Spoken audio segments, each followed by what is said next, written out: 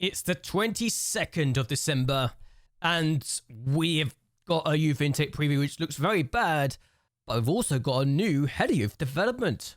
Stefan Sasbo is quite good for the role, really good attributes everywhere, and he's got a spirited personality which should be useful going forward.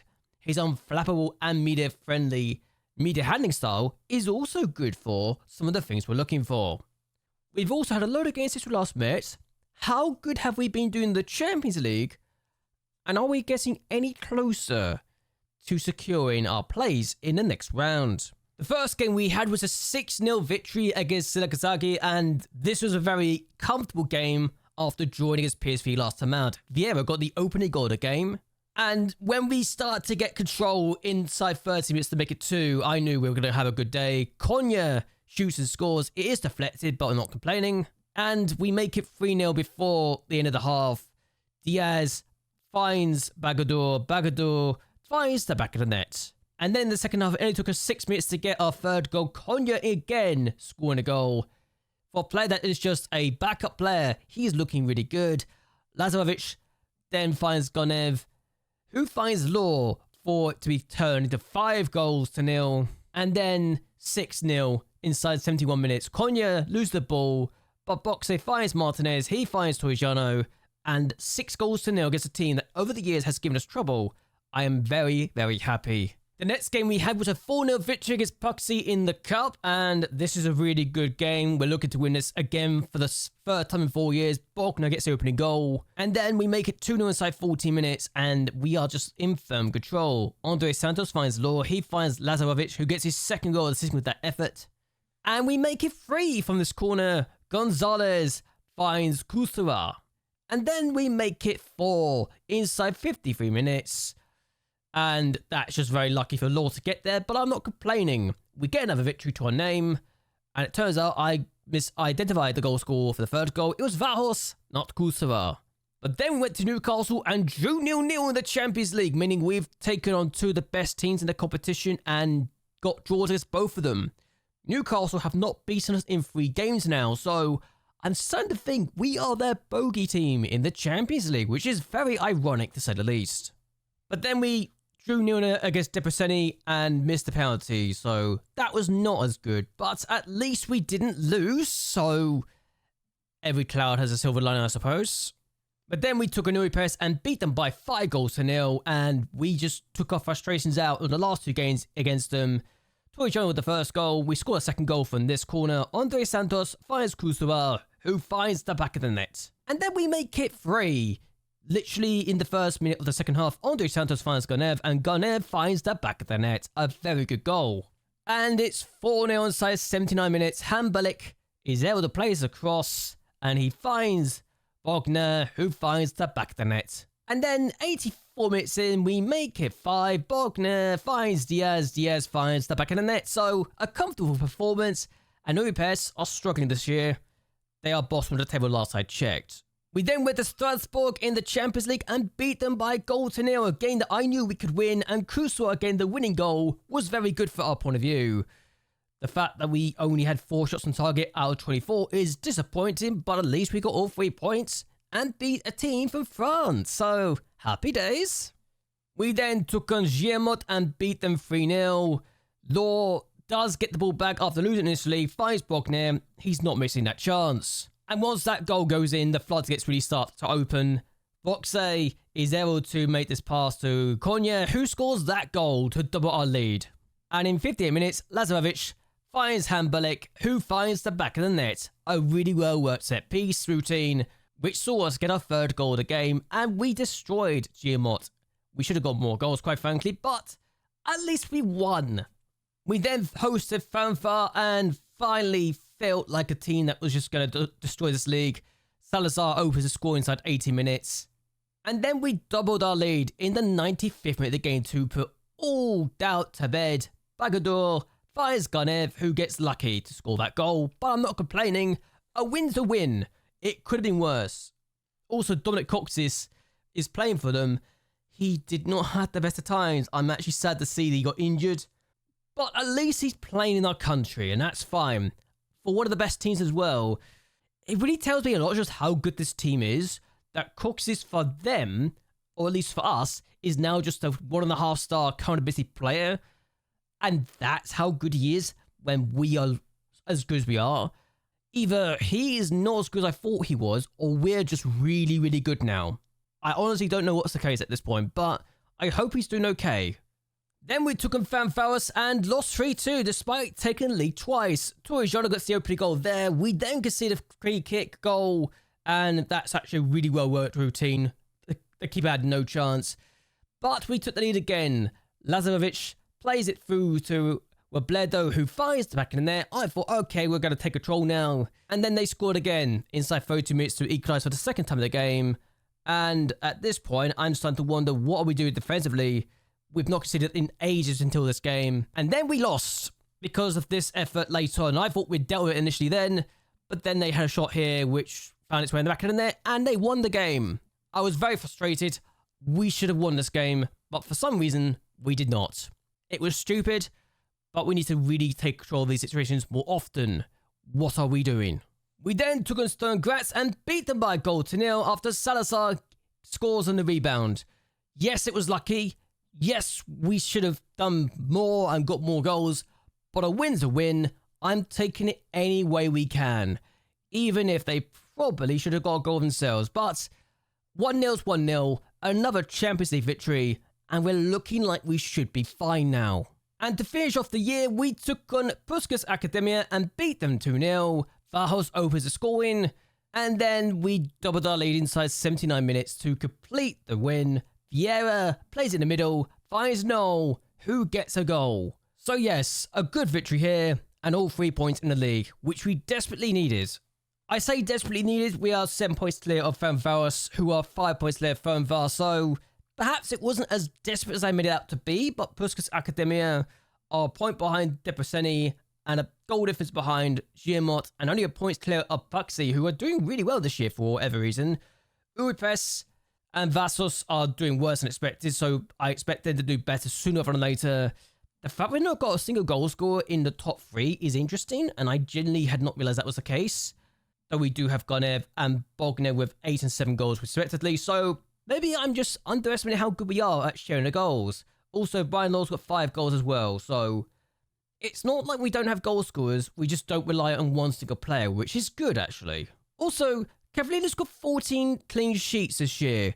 We actually have broken a record this season for the most clean sheets in a row. We had 11 clean sheets in a row in the league this year, and that was before we lost to Ferencváros, so that's good, I think. We're doing good, and we're looking like a very dominant side.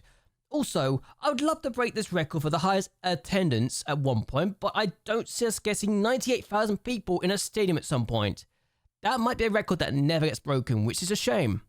In the Champions League, however, we're looking really good. Again, Cavallini's got 9 clean sheets so far, which is very promising, but we are in 12th place. Goal difference behind Real Madrid and only 1 point behind AC Milan. I'm mentioning these two teams because they're our next opponents. Milan are the team we take on last, but we go to Real Madrid first. So Real Madrid in the 22nd of January and AC Milan a week afterwards. I don't see us getting any points against them, but if we can get something against either team, then could we potentially get in a top 8 finish? I doubt it, but the dream is there. And I already think we've pretty much got enough points to avoid dropping out of top 24 anyway, so we should already be a team that's going to get a top 24 finish regardless. So, can we dream of a good season in the Champions League? In the Conference League, Puskas Academia have already secured a top 8 finish. Their goal difference being so good was a great thing. Who they beat by that scoreline, I don't know, but they won 3-1, 4-1, and 3-0. So, that's good. They lost to Nacional, the only team they lost against, ironically enough. I would have thought that they could beat Bravo. They didn't. I didn't think they can get a point against Antwerp, but they did. So, the team they got a point against and lost against were reversed. So, I honestly thought, yeah, okay, that's fine. Antwerp and Nacional finished on identical points and identical goal difference, so interesting times. But either way, Puskas Academia, how about that? First season so far in Europe. And what that's done is leave us in 11th place in the coefficients so far this year. So I don't think we're going to get 12th place after all, because Belgium are on 12th right now, which is slightly awkward. I honestly thought we wouldn't need to worry about this so much, but because of so many teams being knocked out early on, it's not helped our cause. And unfortunately, despite our best attempts, we are only going to be in 12th place this year. Scotland are doing better than us this year, but I think we could do better than Scotland regardless. I like to think we should be fine. I hope we are. But 2 games against Real Madrid and AC Milan before further games in the Champions League and the Conference League respectively, we should be good. I can't guarantee we'll get the 9.5 or 9.8 points that we need. I'd like to get at least a 10.5 season, if I'm honest with you, but I wouldn't be shocked if we didn't. But Belgium getting more points than us right now means that they're going to be ahead of us by 0.5 points, so it's not ideal. We are still having a better year than they are in terms of coefficients and the points we're gaining on them, but it's not the end of the world, I guess, if we don't have the best of years. It's Scotland I'm more concerned about because they are actually having a better year, and they are also losing a worse year than us, so they've already gained points overall compared to us, so we need to do better going forward in the future. If only we didn't have to worry so much. Also, Slovenia are having a really good year by their standards. The last 3 years, Slovenia have just suddenly risen up the ranks and just looked extremely good. Why that's the case, I don't know, but they're having a Build a Nation challenge themselves right now, and it's absolutely outstanding. I've also realised Czechia are down to 31st place, and they're having an absolute mare this year, but so I guess you can't have a good year every save, and it's just really weird to see them struggling so much, but there you go, it is what it is. Also, I've made some signings again, and I couldn't help myself because they're young and they're talented. I also got this guy as the under-19s coach, but that's beside the point. You want to see the players, don't you? The young talent I got coming through. So James Morris is on his way out. We are looking to get either £475,000 to Rangers or £525,000 to Ferran Faros. I'd prefer if he goes to Ferran Faros. I actually might reject the Rangers deal, honestly. Most because it's not as good as the Ferran Faros deal, so I'm going to do that. This might upset him, but I don't want him to go outside of Hungary. But the 2 players we're bringing in, there's a 17-year-old and a 20-year-old. Antonio Bozic is signing for us on the 15th. Now, I will be honest, I didn't really think I needed this guy, but I also saw his potential and kind of saw the money signs. I think he's got great potential to be really, really good in the future.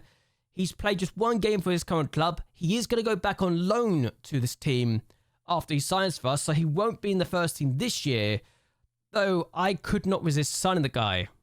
He's signing for us for £2 million, rising up to £4.1 million in the future, so I might have overpaid, but given his current value of £600,000 to £5.8 million, it made sense in my mind to do it.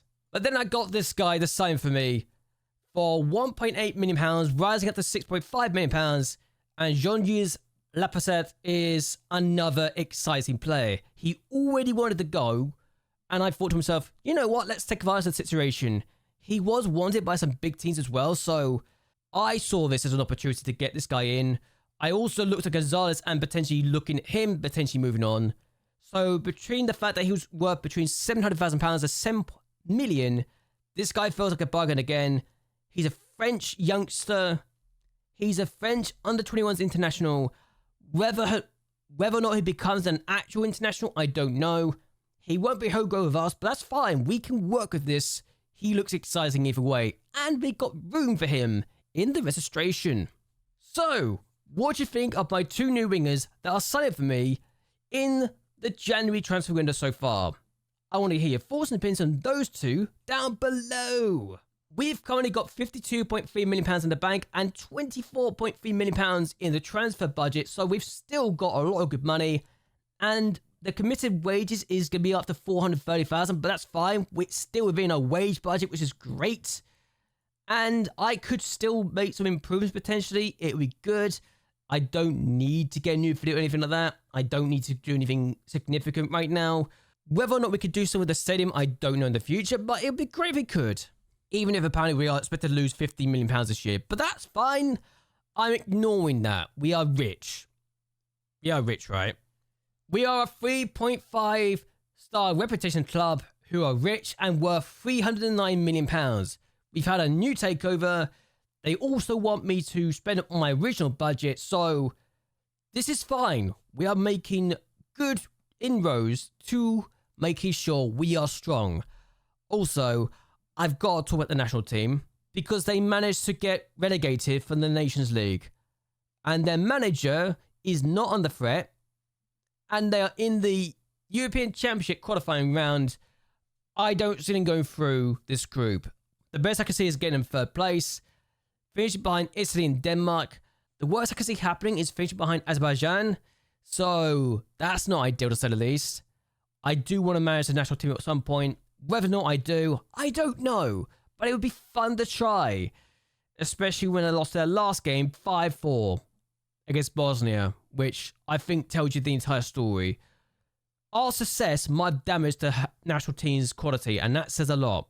The fact they finished bottom with just 4 points after winning against Switzerland in the first game, I think tells you the entire story, doesn't it? How on earth did they get this bad? Honestly. But what I'm going to be doing is ending this here. I hope you guys have enjoyed yourselves. I hope you guys would like and share this video, and that you subscribe to the channel. It really does help me out a lot. Can we beat Real Madrid and AC Milan in the next 2 games in the Champions League? And have I made a mistake with my 2 signings? I want to hear your thoughts and opinions and all that down below. But either way, until next time, goodbye and well, good night.